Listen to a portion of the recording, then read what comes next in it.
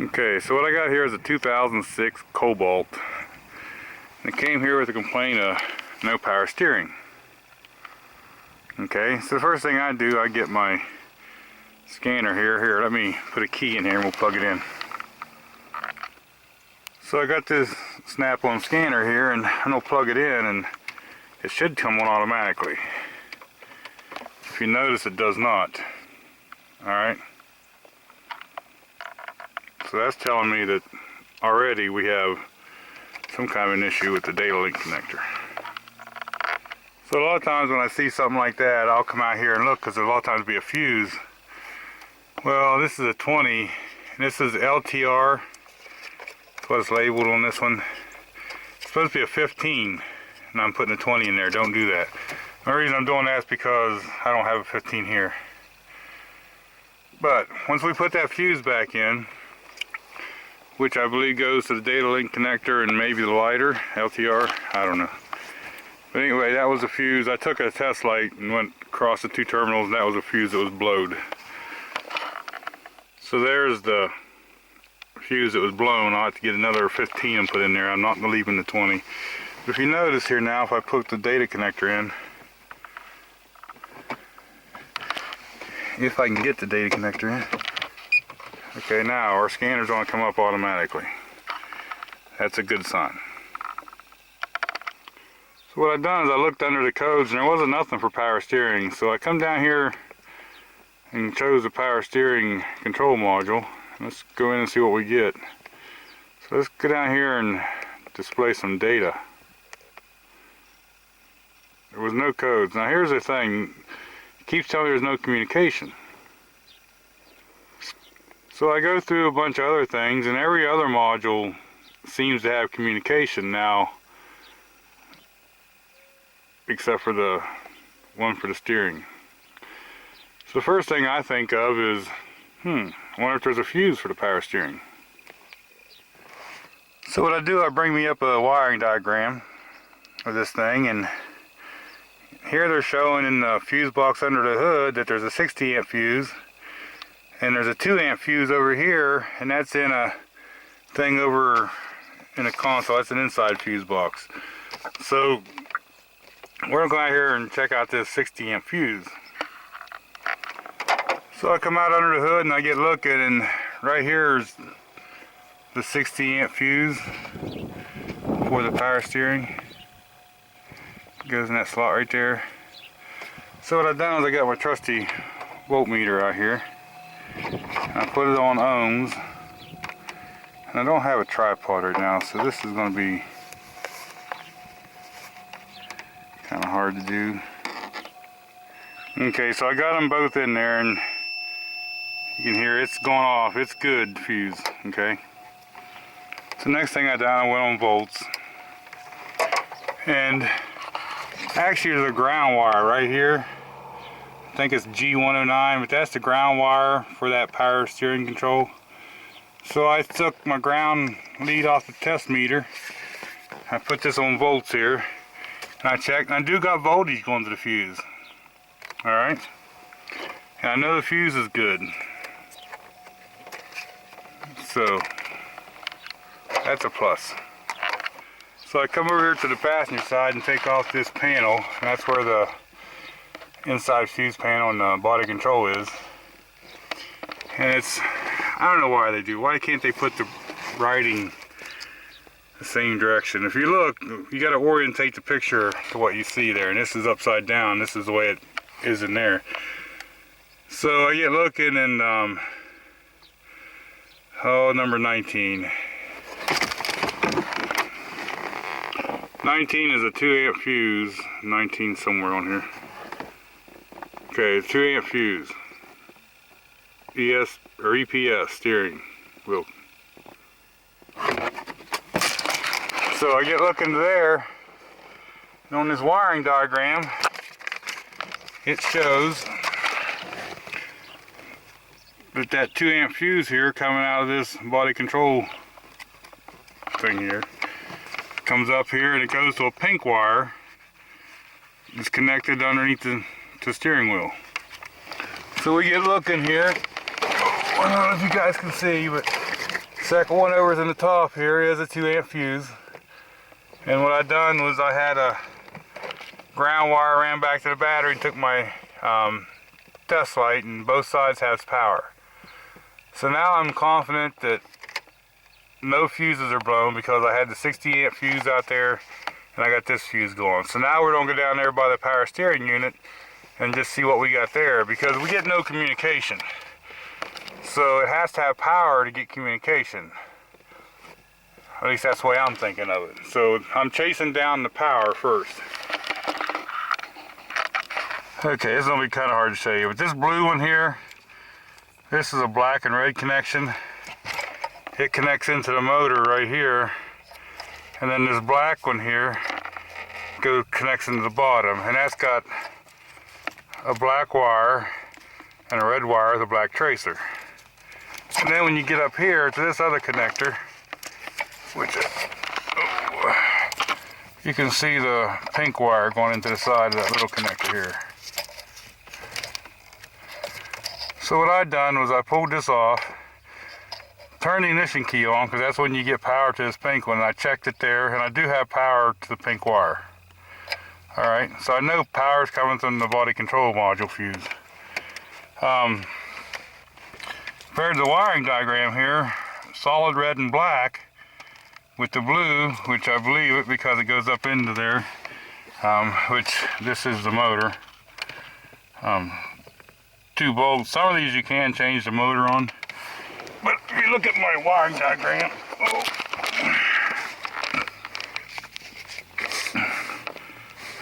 we're upside down. Okay, this is one here, and if you look, it's red with a black tracer, and it comes into this C1 connector. The other wire coming out of there is the black one. It's a C1 connector, and it goes right to ground, the G109, which I believe is the ground I showed you out there under the hood. So what I'm going to do is, I got a wire here, and this thing is hooked directly to the battery terminal of the negative post. So what I'm going to do is stick my meter on ohms, and this black wire here in this connector should be going to ground. Should be this wire right here. Okay, once again I got the meter set up to that wire, and you can see there it's got a, because it's making the connection, there's continuity through here. So now what we're going to do is, this black wire here, it should have continuity to ground. And it does. So now, I'll go back over here to voltage on the meter. And this red and black wire, the red one with the black tracer, should have voltage. But I don't.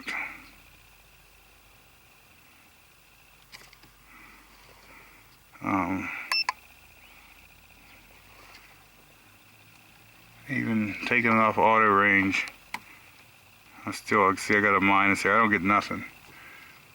You know, the other thing I can do, that's 60 amp. We can also test that with a test light. That way we're not seeing the dizzy looking thing here. Here, DC volt. See, I didn't even have it in millivolts though, so see, I don't got DC volts, I have nothing. So far what we know, it came to us with no steering. We've checked the fuses, both fuses are good. 60 amp is supposed to supply this wire, and we don't have no power coming to this. So that's telling me that if the unit doesn't power up, I understand why we're not communicating with it. So what I done next was I took a wire. Okay, now this is the hole for the 60 amp fuse. One of those pins is going to be bringing the current in, which is that one. I don't know if you guys can even see that light up or not.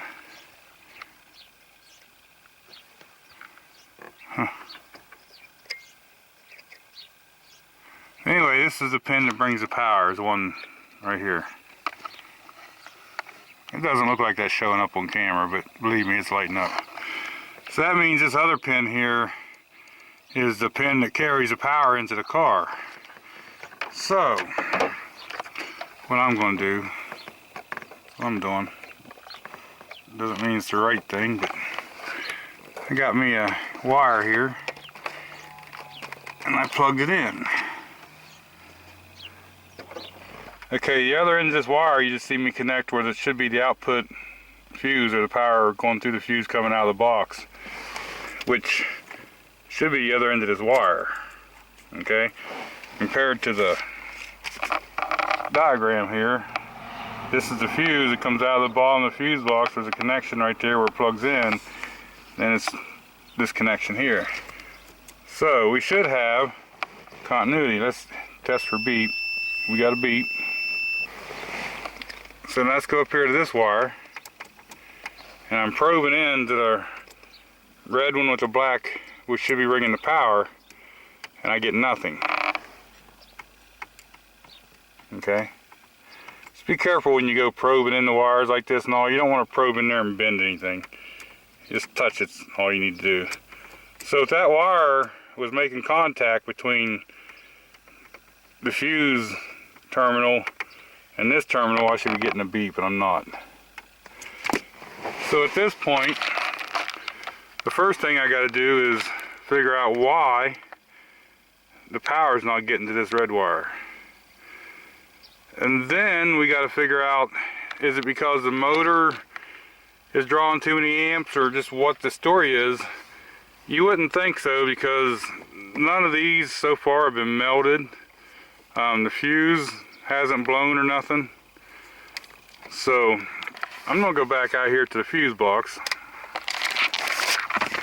and like I say, it should just be a direct wire, and this is the wire right here that is the ground that we tested on that plug.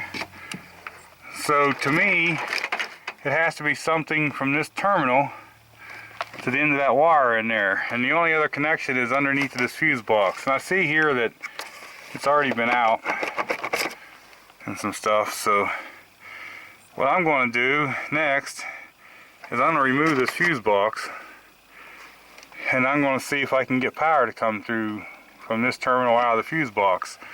And I can also find that wire and do the ohms test on just the wire itself, eliminating the fuse box, and go from there.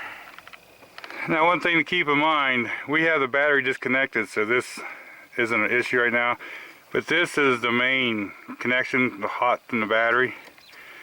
So it's supposed to have a little plastic cap over it after the box covers on it.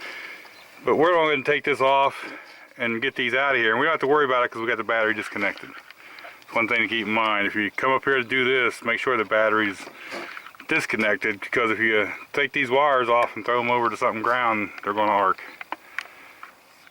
Okay, so when I started to take this fuse box out of here, I got noticing something. Down behind it was this wire, and it doesn't look like it's been plugged in for a while. But the color matches and the size matches the one for in there. So I stuck a wire in there. I come around here, and we take an ohms meter. If we go in here, we have continuity now. So I got to figure out where this wire plugs in. And if I'm not mistaken, it's one of these. So what I need to do is, I guess, ohms check and see if one of these connects. Maybe someone disabled the power to it. Okay, good with the bad. That wire goes right in there. I should have caught that. I don't know. I don't know why I didn't catch that. But anyway, I should have caught that before I disconnected the battery. Because now I'm thinking I got everything put back together, I'm going to have communication to the steering. And I probably just erased any codes that I did have to go on. Stupid mistake, I guess. But anyway, we are what we got here. So what we're going to do is plug the scanner in, see what happens.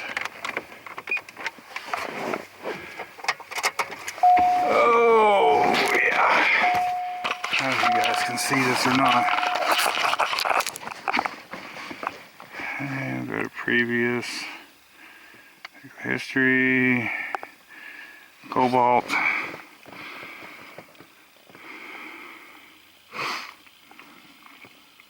Yes.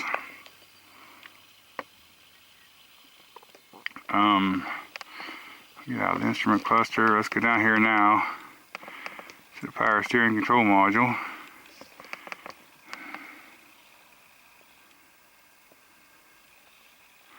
Okay, now we actually have data, so we're ahead of the game. Okay, so what I got here is the car's running, so I'm back up to 14.6 battery voltage. Vehicle speed is 0, 7.3 on the motor voltages. When I turn, it should change. Yeah, see, it gets higher on one, and it gets higher on the other when I go the other way. So the torque steer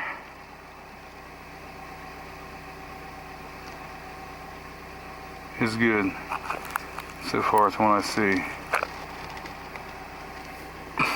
You know, this thing seems to work fine. Here's my thoughts. I wonder, because we seen that the nuts were off of this thing. Here, let me shut this off. Actually, here, while we got this, let's go over here. See if there is any codes. No codes present.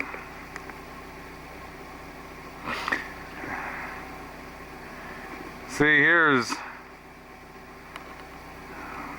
lost communications. Now, you know, this all could be by, did that wire up there ever get plugged in correctly? Oop. Let's get out of here.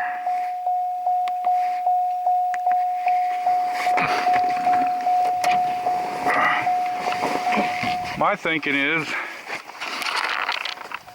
this thing has been worked on, and this has been out here because this is missing the nut, and there's a nut, and you can see it because it's below that wire.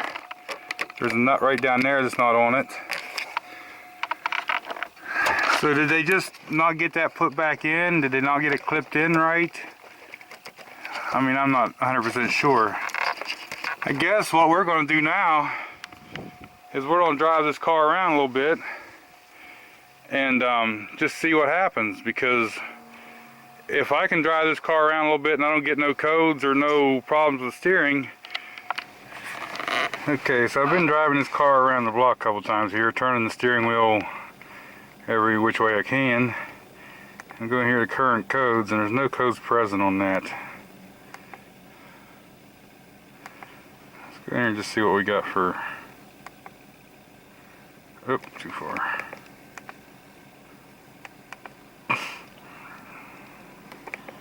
Spins the engine here and just see what we got for codes.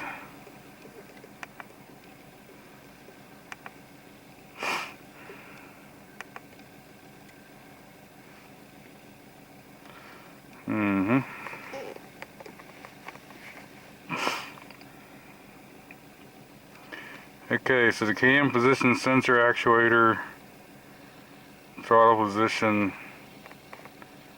camshaft position.